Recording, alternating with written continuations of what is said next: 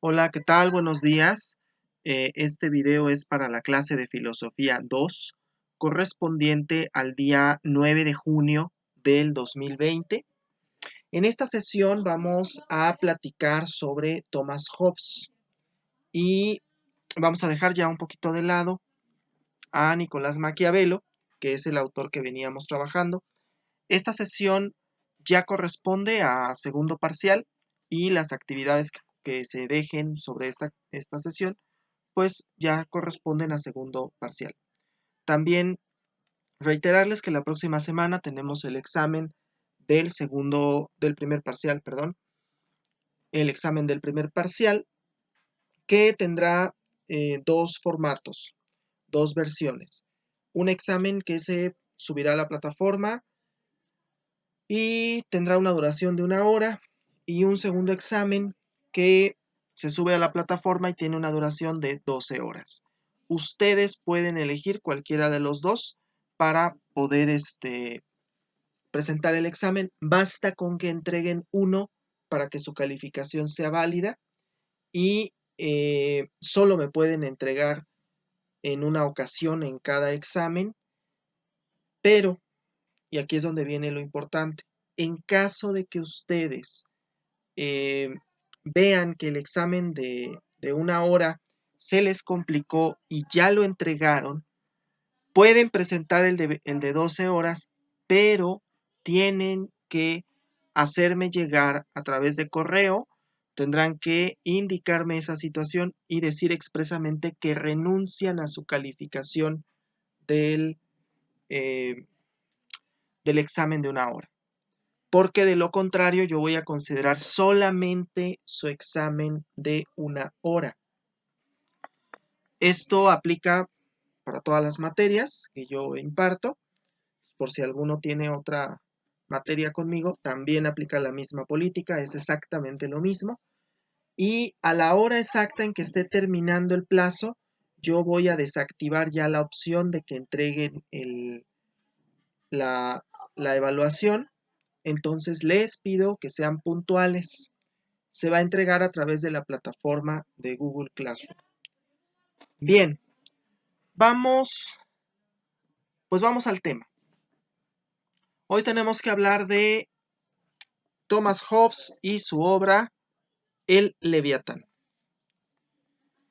Y tenemos que hablar de ello porque va a cambiar ahorita un poco la visión que veníamos teniendo sobre la naturaleza del ser humano.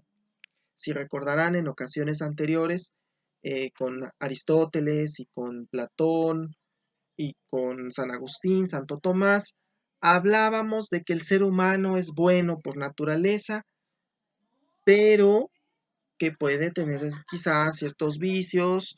Vamos, que la bondad es intrínseca al ser humano.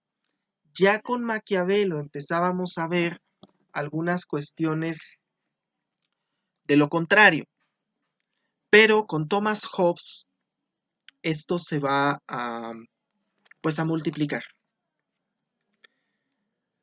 A ver, comenzando. La palabra Leviatán que le da origen a este título del libro, que no lo van a leer, no, no van a leer ahorita Leviatán, pero la palabra Leviatán es un monstruo bíblico. La Biblia lo maneja como un monstruo grande. Y Thomas Hobbes va a utilizar ese concepto de una forma metafórica. De hecho, la obra, pueden ustedes leer aquí en el título, dice Leviatán o la materia, forma y poder de una república eclesiástica y civil. No se refiere aquí a un monstruo físico, sino a un monstruo metafórico. Y precisamente por eso cabe que nosotros estudiemos por qué nos habla de un monstruo metafórico. ¿Quién es este monstruo metafórico?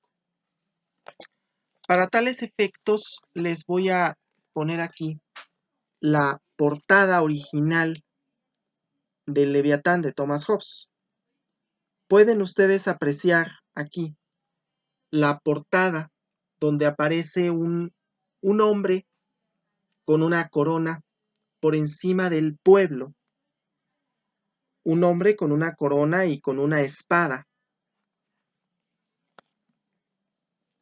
Esta portada original del Leviatán, donde aparece este sujeto, es bastante característica,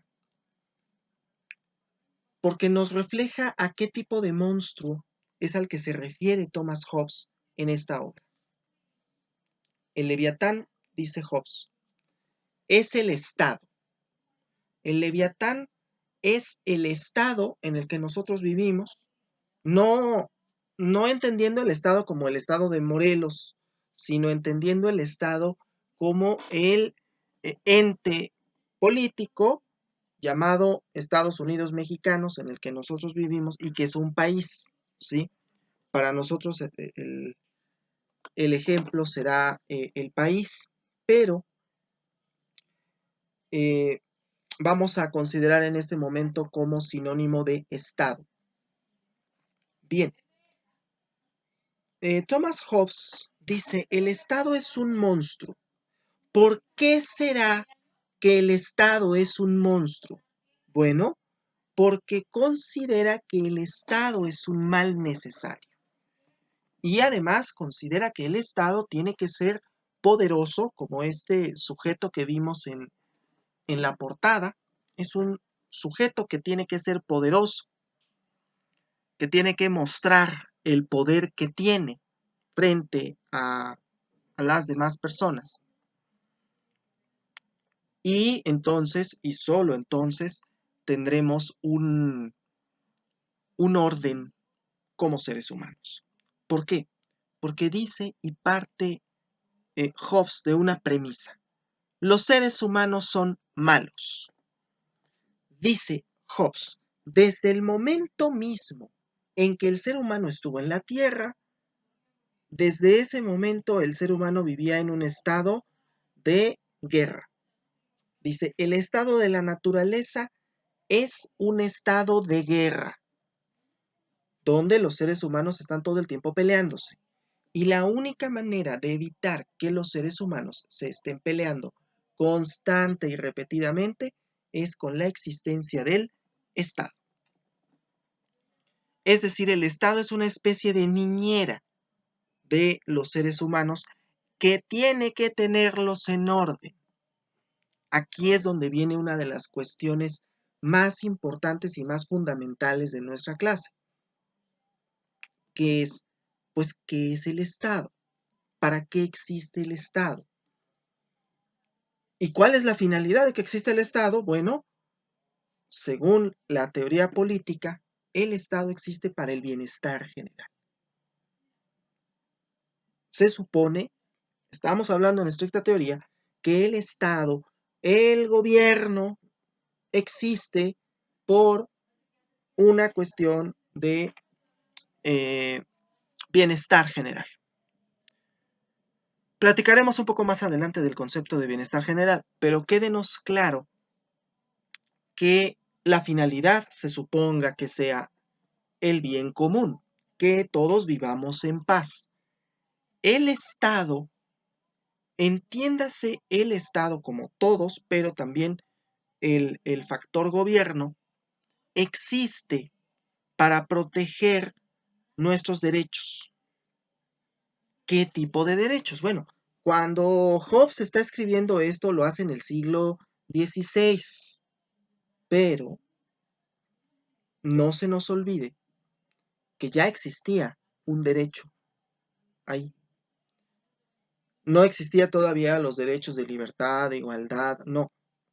Pero el derecho que sí existía era la propiedad. Y esto va a ser toral para entender los próximos autores que vamos a platicar. La propiedad que puedo yo tener respecto de un objeto, en este caso una pluma.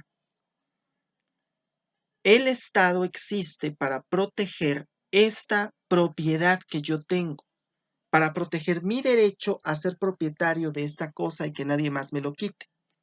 ¿De qué manera el Estado protege que se cumple el derecho de propiedad? Bueno, pues por si no lo saben, ahí en la ley están ciertos delitos que protegen la propiedad, que sería, por ejemplo, el delito de robo, en el caso de los muebles, y el delito de despojo, en el caso de los inmuebles. Hay ciertos delitos que protegen ese derecho de propiedad y que dicen, cuando una persona sustrae la propiedad de otra, bueno, pues va a la cárcel. Es decir, el Estado existe para eso, para proteger ese tipo de derechos. Hobbes lo concibe desde el principio como el derecho de propiedad. Pero, si no existiera el Estado, ¿quién me garantiza que esta pluma que yo tengo aquí en mi mano realmente sea pues utilizada por mí, que nadie me la vaya a quitar? ¿Quién garantiza que no me la quiten? Bueno, si no hay Estado, no hay quien me la pueda garantizar. Por eso es necesario que exista el Estado. En ese sentido es que dice Hobbes, el Estado es necesario, pero además es un mal necesario. ¿Por qué? Porque dice, el Leviatán es un pacto creado por el ser humano para protegerse entre sí de ellos mismos. Ojo con la palabra que estoy usando, pacto. Espero que todos en algún momento de sus vidas hayan visto alguna película, y si no, vamos a ejemplificarlo con un capítulo de Los Simpson, en el cual Homero Simpson le vende su alma al diablo. Espero que todos recuerden ese episodio. Hay otro parecido en donde Bart le vende su alma a Milhouse, pero el ejemplo con Homero es un poco más claro. Porque, ¿qué es lo que sucede? Homero dice que vendería su alma por una dona, por una rosquilla. Se le aparece el diablo, que es Ned Flanders, y le dice, te doy tu rosquilla y en el momento en que te la comas, tu alma es mía. Pues Homero se come casi toda la galleta, perdón, la dona, casi toda la dona, y piensa que solo así pues va a evitar cumplir con ese pacto que acaba de hacer con el diablo. Pero a fin de cuentas termina comiéndose toda la dona y bueno, entonces pues llega el diablo a reclamar que el alma es de él. E incluso se instala un juicio, ¿no? Ahí, en donde presuntamente está Homero Simpson intentando defender el hecho de que no le vendió la dona, el alma, perdón, al diablo. Y el diablo tiene un contrato, ¿no? Y al final, pues lo que sucede es que Homero Simpson ya le había dado su alma a Marge en una fotografía que le firmó. Entonces, pues el alma de Homero Simpson no le pertenecía al diablo, sino a Marge Simpson. Pero sí recordarán que el contrato ese no se podía deshacer, como sucede también en el caso de la Sirenita, cuando Úrsula saca el contrato y le dice, tengo un contrato, y Tritón intenta destruir el contrato y no puede. Pues bien, a lo que voy con todo esto es que ese tipo de contratos en realidad es a lo que Hobbes se refiere como pacto. Cuando tú haces un pacto, no se puede romper. Esto es muy importante y es el inicio de la teoría de los contractualistas, que vamos a platicar más extensamente en sucesivas clases del contractualismo. Pero conviene precisar que Hobbes establece aquí en el Leviatán, establece que el Estado es un contrato, un pacto social, que toda la sociedad construyó ese pacto, que no se puede destruir de ninguna forma y que además dice, si tú le das el poder al Estado, el Estado ya no te lo va a regresar. De hecho, establece Hobbes que el Estado surge de un contrato, de un pacto, en el que todos los ciudadanos, todas las personas, le dan al Estado todos sus derechos. Tú le das al Estado todos tus derechos y, y el Estado, el Leviatán, te regresa solamente aquellos derechos que no necesita. El libre tránsito, la libre expresión, todos esos derechos, dice, te los regresa porque no los necesita. Pero pueden ustedes incluso revisar la Constitución mexicana. Ahí en el artículo 29 tiene un par de párrafos que dicen, en casos graves y urgentes, el Estado puede quitar todos los derechos que fuesen obstáculo para hacer frente de esa contingencia. De hecho, sorprende que no se haya declarado el estado de excepción, como se le conoce, ese es su nombre técnico, estado de excepción. Sorprende que no se haya declarado hasta este momento el estado de excepción con la situación de la pandemia. En varios países, de hecho, se hizo establecer un estado de excepción que dice se quita la libertad de tránsito, se quita la libertad de asociación, se quita la libertad de manifestación. ¿Por qué? Porque son un obstáculo para hacer frente al fin último del Estado, que es el bienestar general, y entonces, pues, quitamos los derechos. En la redacción original que tenía el artículo 29 constitucional, de hecho, era mucho más hobbesiana, porque actualmente ya hay ciertos límites a eso, pero anteriormente lo que sucedía básicamente era el Estado puede quitarte todos los derechos que quiera quitarte, ¿sí? Así como te los dio, te los puede quitar. Así de sencillo. Entonces, estamos ante un pacto que crea a un monstruo que es el Leviatán, y ese monstruo está dotado precisamente de esos poderes que implica la espada, que implica el báculo, que implica la corona que vimos en la imagen.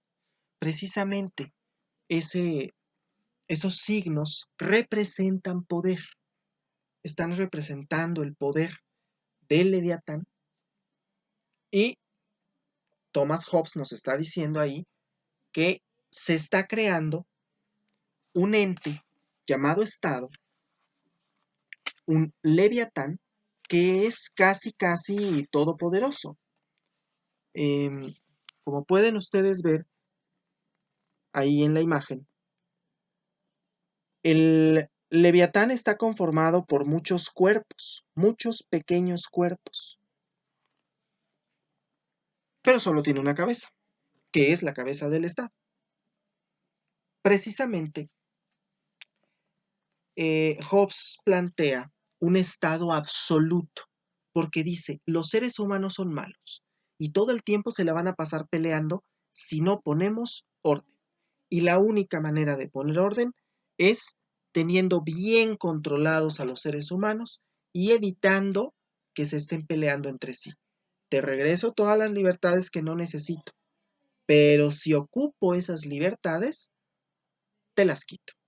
Y como una cuestión interesante, si el Leviatán se porta mal, pues tú, ciudadano, no puedes hacer nada.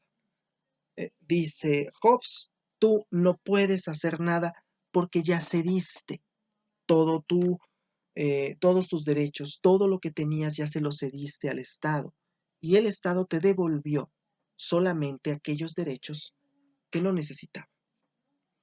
Entonces, bueno, para Thomas Hobbes está completamente justificada, por ejemplo, la pena de muerte. Vamos a platicar un poco más adelante sobre la pena de muerte, pero, y sobre el debate ético de la pena de muerte, pero quedémonos en este momento pensando en que la pena de muerte es ya de por sí de suyo controversial. ¿Por qué? ¿Por qué tiene que ser controversial? Porque implica quitarle la vida a una persona, porque es un tipo de pena que nadie quisiera enfrentar. Y más que no quisiera enfrentar, ninguna persona estaría dispuesto a hacerlo de voluntad propia. Es muy poco usual, vamos, y lo que se está viendo ahí, pues es la vida de una persona, vamos, es una pena definitiva. Bueno, para Hobbes estará completamente justificada la pena de muerte. ¿Por qué?